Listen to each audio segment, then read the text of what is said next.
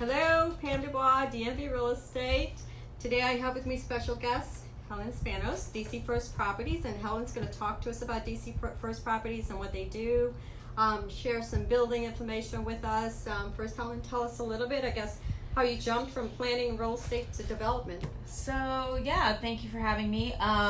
So prior to working with DC First Properties, I was working in event planning for 10 years. Mm-hmm. So I spent the last 10 plus years planning events throughout the DC area, which is great because it gives you that knowledge of like organization and the real like regulated like rules and steps to what you're doing. So I feel like construction has a lot to do with the same processes. So event planning's been great. I still do it sometimes on the side. So you do both? Yeah, okay. I try to, only because I have some clients that wouldn't let me leave. So I'm so I try and like please everybody. Both, but so DC First Properties has been a great transition. I've actually always had a passion for building and real estate.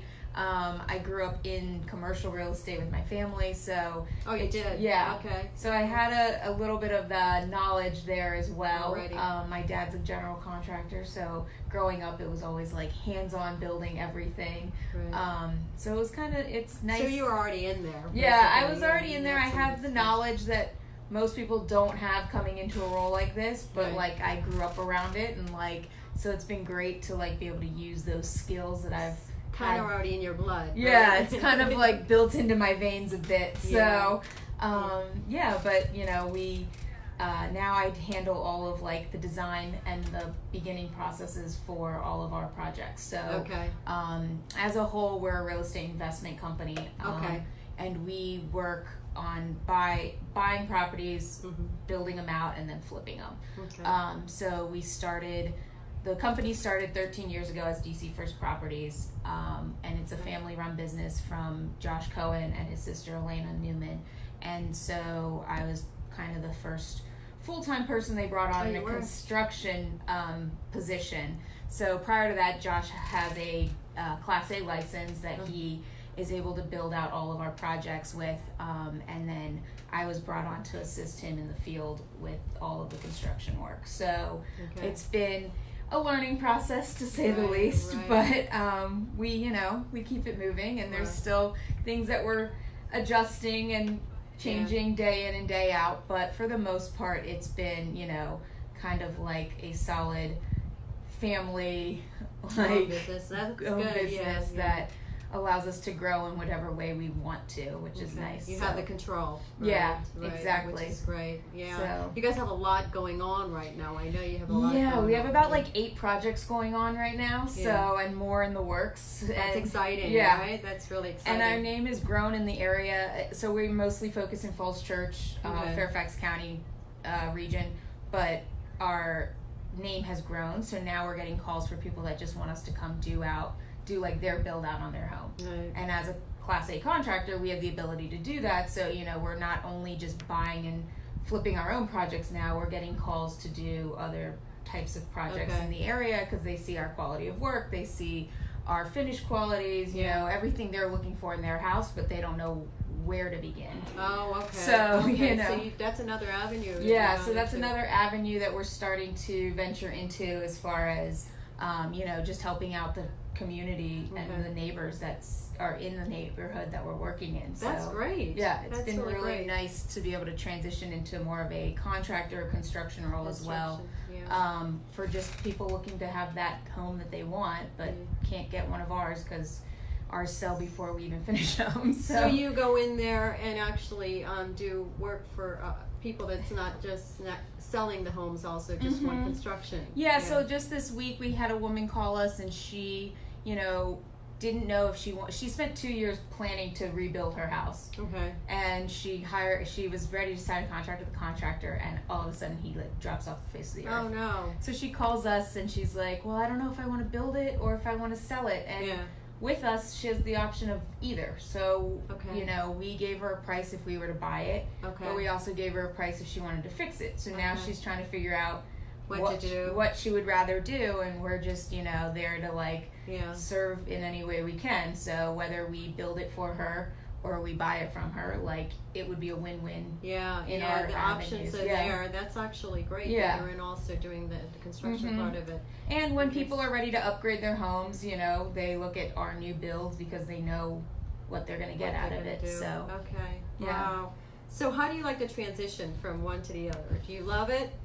it's every job has its stresses. Like Yeah. even in event planning, I went from one company to another, and it was, you know, different policies, different procedures. You know, every job will have its changes and stresses, but I really do like being hands-on. I like being in the field. I like putting like the creative touches on every project. Yeah. I really enjoy being able to like change it up just a little bit on each house to make each house unique in its own way. Yeah. And that's something I used to do with my events. Obviously, you know, you're changing it to the theme that the client wants, and Right. so it's nice to be able to go in there and be flexible and like kind of work on the fly as far as like, oh yeah, I think I want to do this backsplash or these Yeah. tiles instead of this one, and like be able to have that creative outlet and keep up with the times as far Right. as like design trends and like what you're seeing on HGTV, Yeah. which everybody's like, you know, oh, like they did this on this show. It's Yeah. like, okay, well, we're gonna keep up with it to a certain extent, but we're also Yeah. not gonna make it tacky.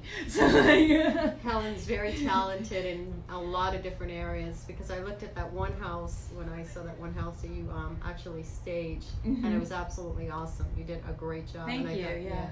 So you're very talented in all areas. Now, how does it feel for you working in an industry, I guess, with about 99% male?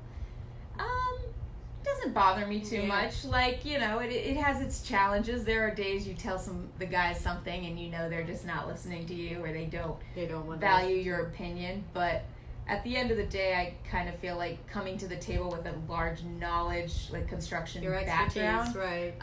I'm not looking at them like, oh, what do you think about this? I'm looking at them like, you're gonna do it this way. So in that regard, it makes it a little easier because they realize that like I'm not just some girl that doesn't know. So in all of our houses, we try to keep with open concepts as far as floor plans go. Everybody's looking for the new modern look of, you know, the big open kitchen, not a lot of walls, the open floor plan. And then as far as like colors and design goes, we try to keep everything light and airy. Okay. In general, we don't like to go in and use dark colors. We don't like to use any countertops that in a couple years might seem dated in any way. Yeah. So we try to go with mostly like light blues, grays, whites, things that just, you know, over time are kind of timeless classics, I like to call them. Timeless classics. So I like that. they kind of, you know, 10 years from now, it's still going to look new. It's still going to look fresh. Yeah. It doesn't, like, the style isn't really changing that much. Right. So, you know, cabinets is a huge thing. Like, brown cabinets close in a space. They feel old. They look like, no offense, your grandma's kitchen. Right. But when you go with like the white or the light grays, you know, to me that's something that's like timeless. Like everybody loves white. Everybody loves that light feeling, especially when you're working in all of our homes, most of them are no bigger than say 3,800 square feet to 4,000. So that's the other thing is, you know, working on a smaller footprint when you don't have a 10,000 square foot mansion. Your kitchen may not be that big, and then you want the kitchen to feel larger.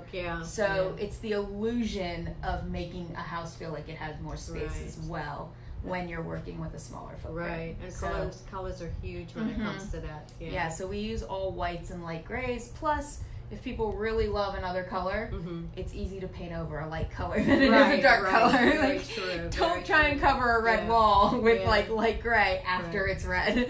So yeah, that's the main thing is like being able to leave people the option to change something and not have to like go through 100 coats of paint to get it done. Right. Or, you know, change it too much. Neutral's always good. Yeah. Well, what are the popular colors right now? With, so grays are in across the board. Grays are still in. Grays are still in.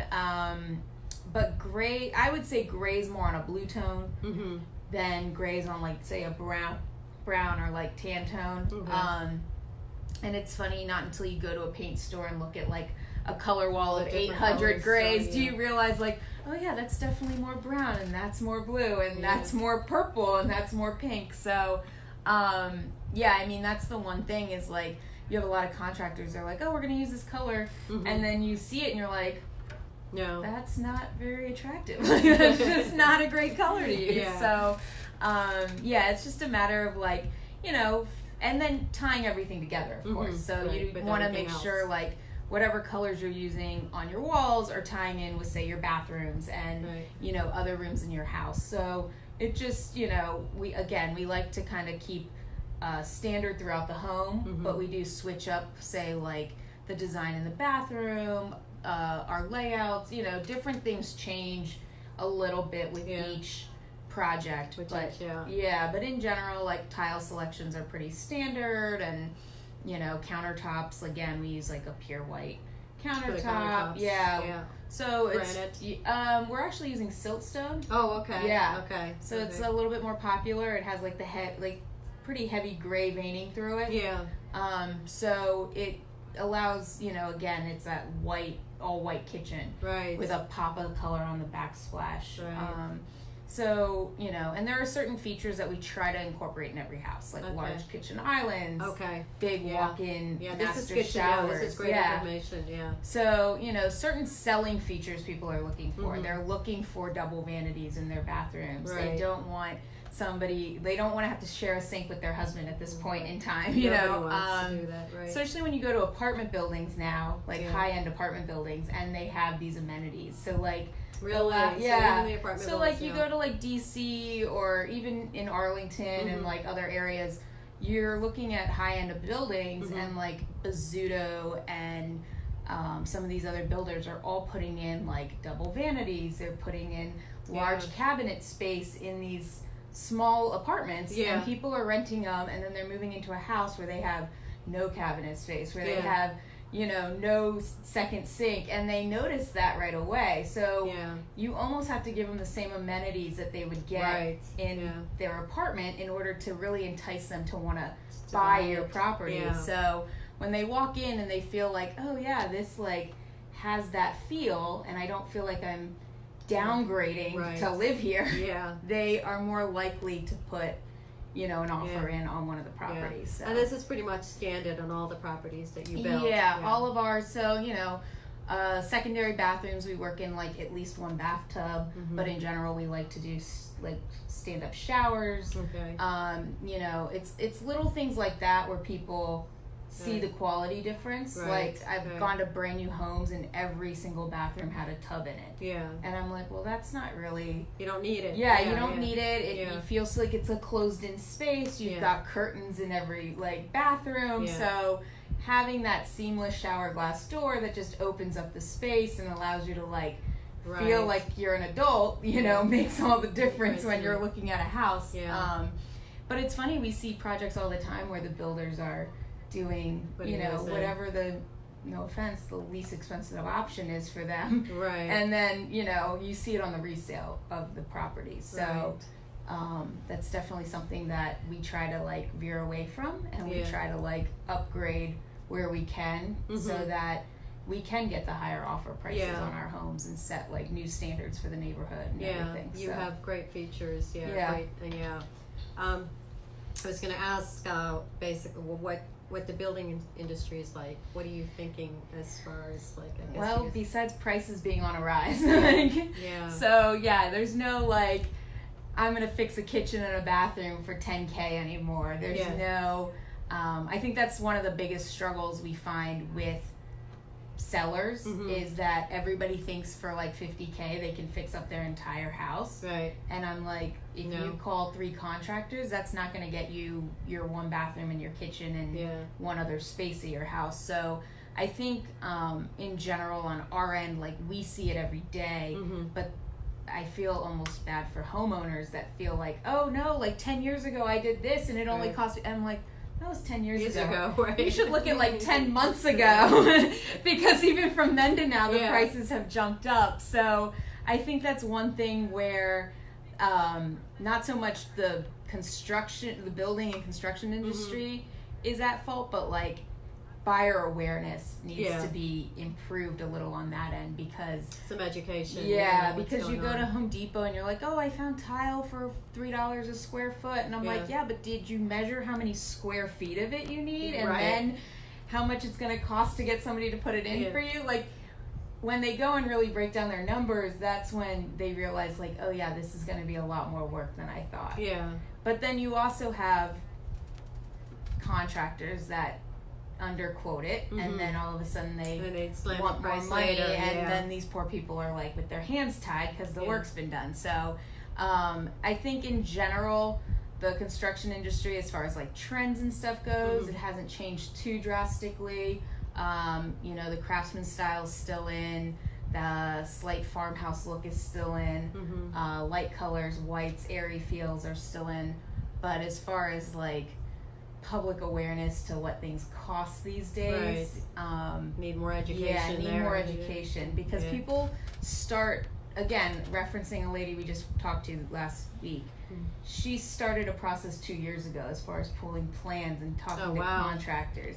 And in 2 years, her price almost doubled for doing the job, because That was 2 years ago. because 2 years ago versus now, and Yeah. pricing and the scope of work all changed, where the price literally went from $200K to $400K. Yeah. And she's like, well, I don't know, I'm like willing to spend up to $400K to do this project. And we're like, okay, well, and she's like, but I started at $200K. And I'm like, Yeah, but it's been 2 years. but it's right? been 2 years, and prices have gone up about 20%. And you know, it comes down to like tariffs on imported goods and different things. So like, you know, obviously the economy plays a part in right. costs A for huge part, buildings, yeah. but you know, it's something we deal with and we take in stride. But Yeah. luckily, you know, you're in a market where the prices for your homes are going up too. So, you know, your profit stays the same, but your costs are just going up on Right. both ends. So, you know, we just roll with the punches on that end. And Right. then we always are on the look for like different vendors that can give us, Better you know, the better prices. prices based on the bulk that we're getting. So Okay. that also helps That's as far as good. that goes. Now, do you specify in Falls Church? So Falls Church, Fairfax County as a whole. Okay. So Okay. down in Virginia, yeah. So we have a lot of deals in Alexandria right now. Okay. Falls Church is our main focus. Mhm. We just opened a new office in the city of Falls Church. Okay. So that's kind of our home base Okay. as far as most of our deals, most of our projects. In Falls Church. Okay. Yeah. Do you do anything in DC? No, through the years, Josh has done deals in DC, Mhm. but we try to stay within a neighborhood or two Okay. at a time, because on our end, you know, when we have really dedicated subcontractors and crews, Mhm. we like to have them work one project after another. Okay. So And when it we're makes bouncing sense. between DC and All over the place, yeah, right, Maryland yeah. and Yeah. Virginia, you know, your crews can't be everywhere at Right. once. They feel like they should be, and I'm Yeah. like, you don't have to be, but Yeah. like, it's one of those things. In order for us to build efficiently Mhm. and productively, it's nicer when we can stay in Yeah. one neighborhood. Definitely smart planning. So yeah. we kind of market to the Fairfax County area. Again, most of our deals right now are Alexandria and Falls Church, so it makes it easy for our crews to move from one project to the next, other, yeah. but then run back if they need to, as Yeah. far as like finishing up something or doing something else. So we like to keep it kind of more central. And then on our end too, as like Mhm. for me to like go check on the jobs, You're- I don't yeah. want to spend 80 hours in the car Right. driving all Anywhere. over creation to see and make sure things are getting done correctly. And neither does my assistant project manager. So, you know, it's nice when we can just be at one location to the next Right. within 5 minutes of each Yeah. other. And it, That's excellent, you know, Yeah. because in this area, I mean, it takes 1 hour to get from one place to another. It seems Oh, like yeah, there's I so mean, much traffic. just yeah. today. Yeah. So, Right. but it's not that far. Yeah, you know? exactly. So that's very good. That Yeah. you're actually doing that now. Talk to us about your new office. You guys have a new office, Yes, which so- is exciting. yes, it's very exciting. So when I came on board, we had just left out of an office that was too small for us. Yeah. So for the last almost 12 months, Mhm. 9 months, we've kind of just been working in the field, which is fine, but it makes it hard when clients want to come in and meet with Yeah. us, when we want to do anything. So we just opened a new office on Broad Street in Falls Church. Mhm. we're still in the process of setting it up. My hands are numb from putting furniture together, but yeah, it's going to be exciting. We're right down the hall from like the Falls Church Chamber of Commerce. We're right on the main drag. Everybody will see us. Everybody will know we're there. And it's nice just to have that community presence. When that is the community we do most of our deals in. Yeah. So since I came on board last October, I would say all but 2 deals have been in Falls Church. So it's nice to be right where we're working. Everything is right there. Yep. That's awesome. Yeah. Because you're just, right there taking control of that neighborhood. Yeah. And area. we like, and it's nice because a lot of the people we deal with as far as buying homes are on the elderly side. So it's nice for them to not have to go too far to get to us if they had to. It's right there. Or they feel like, oh, this person's in my backyard. Like, we know them. They're a neighbor. So it's just that building that community awareness and like having everybody know that we're right here. Like we're not working out of like Spotsylvania coming to Falls Church. We're like in Falls Church. You're readily available. Yeah, working in your backyard. So yeah, that's great.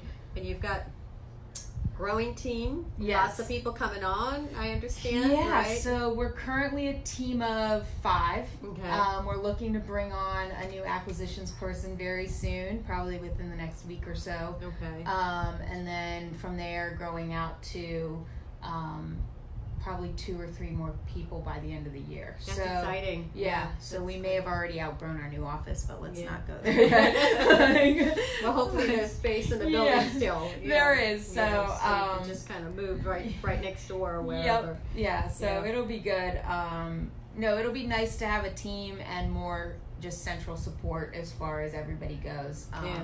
Right now, 3 of us being in the field all day pretty much makes it hard for finding more deals, following up with deals. So having those in-house people that will just be there, just handling phone calls, just talking to people will make it a lot easier for everybody. Organized and just directed. Now I understand you guys just did your first commercial deal. Yes, our commercial property deal. Yeah. So we're excited about that. Again, I came from a commercial background as far as my family goes. So for me, it's like, oh, okay, great, a commercial deal. But in general, it is an exciting thing. It is nice to be able to put your name on something of that level, rather than just saying residential deals. So it's down in Alexandria. It's a great location, and we haven't exactly figured out what the plans are for the property yet because it's zoned commercial, but it currently, and up until we bought it, was just a residency. So trying to figure out the best, what to do with it, the best fit for it. It's funny because one of the vendors we work with actually said they were looking to expand, and they're currently located across the street from it, and we didn't even realize it. So we may already have something in the works. Somebody but right there, that wants to just switch street sides and like would be able to take over most of a building. But again, it's we just closed on it this week, so it's something we're still definitely trying to figure out and see what we want to do with it. But that residual income that you get from commercial is nice at the end of the day. So obviously to not have to like work 24/7 to get to get that in, will be a nice, and you're sleeping at night, will be a nice change at the end of the day. So I think in the long term, commercial obviously is where everybody wants to be. So this was our first step in that direction, and it'll be great once we awesome exactly figure out what we want. So wish you lots more in that area. Yeah, exactly. That's probably what Josh wants. Exactly. He wants to move into that. Anything else you can share with us? Building. I know you do the designing. So staging.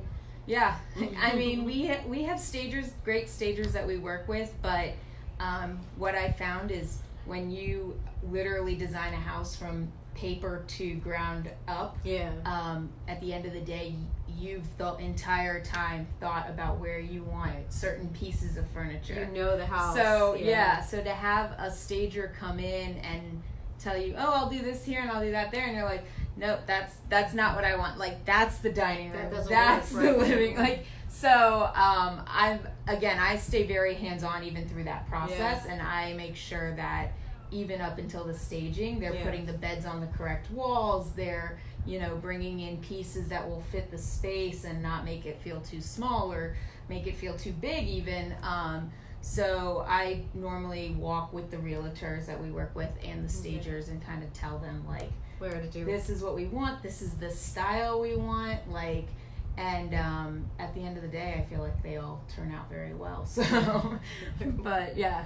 You should be doing that stuff yourself anyway. I know. Right? Yeah, you don't need to. Maybe that's what we'll do with the commercial space. Yeah, Turn yeah. it into a staging warehouse. So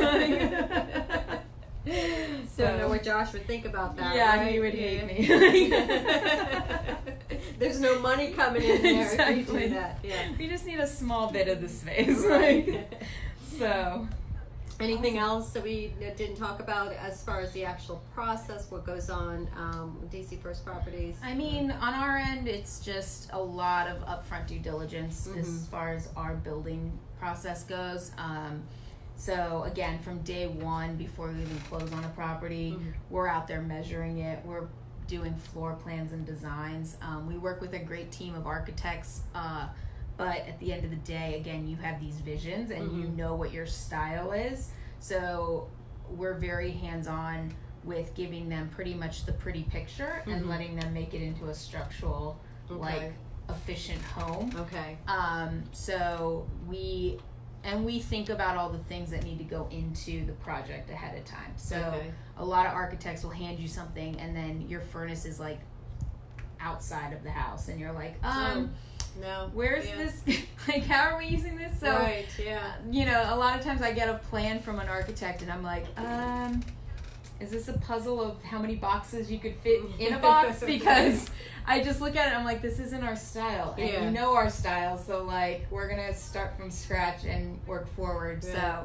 So, again, a lot of hands-on, Which like, is great. up front, Yeah. but it gives us the end product that we want and that the buyers are looking for. Right. So, and you have the control with it. You know, yeah, definitely. and you know that, like, you know where things are going to go and where things are going to run, and like, you're not second guessing in the field. So we try to, like, hammer out as many of the fine details ahead of time so that once we get to the field stage, the project manager can take it over and he knows exactly what's happening. He's not guessing. He's not wondering. And again, you'll have things that just right. you always have those few things that don't work out exactly like you thought they would, but for the most part, you're dealing with, you know, a few tweaks here and there, not major structural changes. So again, we're just very, like, upfront, like, and I say that for anybody doing a project, even if it's your own home. Like,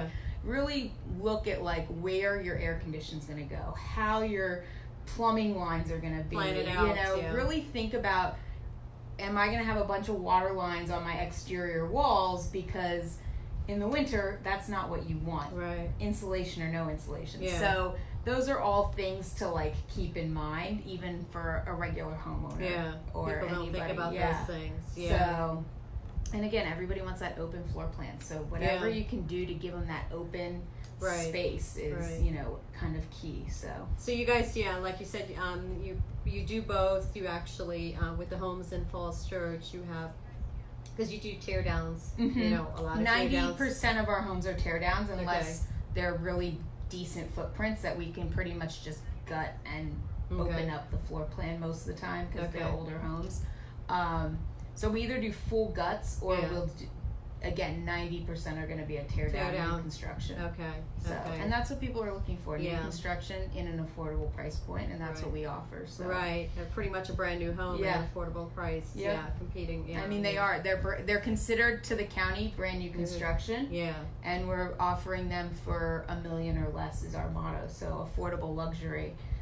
We give them the qualities and the features that they would find in, like, McLean or Vienna, but in a B+ neighborhood that is, you know, just under that $1 million price point. So that's great. And a slightly smaller home, because who really needs 8,000 square feet of house at the end of the day as a 30-something-year-old couple with no kids? So you grow into that size house. But you actually don't need it at all. So Helen Spanos, DC First Properties. Anything else you want to share? Phone number, just the website, DC First So Properties. dcfirstproperties.com.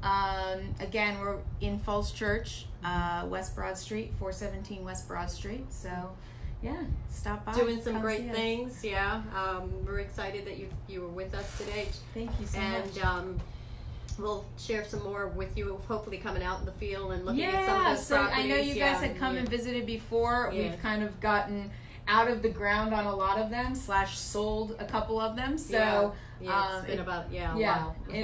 It'll be well, we move quick too. Yeah. It hasn't been that long. We just work very quickly. It just seems like yeah. it is, yeah. But yeah, definitely come out, check out our latest projects, come Yeah. see what you've seen, and get phase 2 on camera. But property, yeah, we'll look forward to coming and checking and showing you guys more information about what's going on with DC First Properties. Thank you so much for being with me, everyone. We will see you next week from 1:30 to 2 o'clock. Thank you for being with us.